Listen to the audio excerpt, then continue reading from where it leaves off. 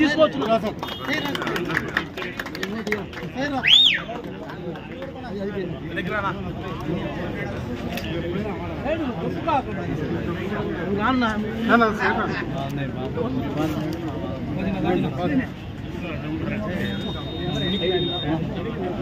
చేదిన మధ్యలో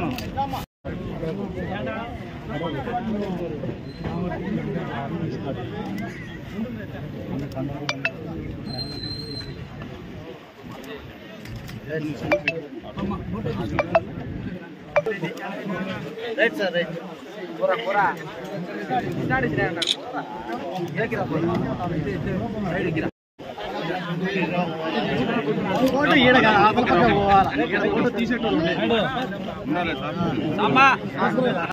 వైఎస్ఆర్ కాంగ్రెస్ పార్టీ రుణం తీర్చుకోవడానికి మనందరం కూడా వచ్చే ఎన్నికల్లో వైఎస్ఆర్ కాంగ్రెస్ పార్టీకి మద్దతుగా అలాగే శ్రీ గోపాల్ గారు ఎంపీటీసీ వారిని మాట్లాడాల్సిందిగా కోరుకుంటున్నాము. మరొకసారి మనందరి సపోర్ట్ కోసం చేసిన రాచమల్లి సుబ్రసారి గారికి గొర్రెలను బహుకరించి మరి మన యొక్క సాంప్రదాయంలో వారిని గౌరవించడం జరుగుతుంది.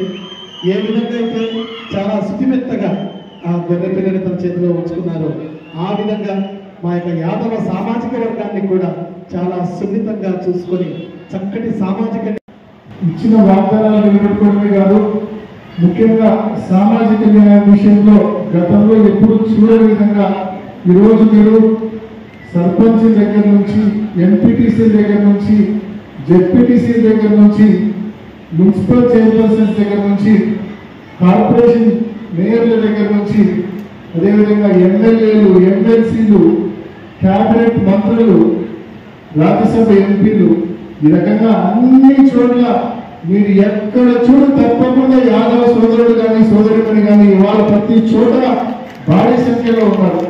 ఈ గతంలో ఎప్పుడు లేదన్న ఒక్క జగన్మోహన్ రెడ్డి గారు ఈ పరిపాలనలో 5 ఏళ్లలో ఎక్కడ చూడు అంటే విపరీతంగా బీసీలను గతంలో మరి బ్యాక్వర్డ్ క్లాస్ అనేవారు, కానీ జగన్ వచ్చిన తర్వాత బీసీలను బ్యాక్వర్డ్ క్లాస్ అంటా ఉన్నారు. ఇవాళ అటువంటి ప్రాముఖ్యత ఇవాళ మీకు జగన్ ప్రభుత్వంలో ఉందనే విషయాన్ని మనం చేస్తాము.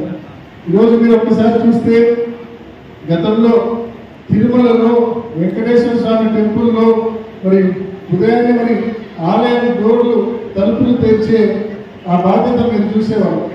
చంద్రబాబు నాయుడు గారి హయాంలో అది తీసేసే ప్రయత్నం చేశాడు. జగన్మోహన్ రెడ్డి గారు వచ్చిన తర్వాత శాశ్వతంగా మీకే హక్కు కల్పిస్తూ జీవో కూడా ఇవ్వడం జరిగింది, శాశ్వతాన్ని కల్పిస్తుంది.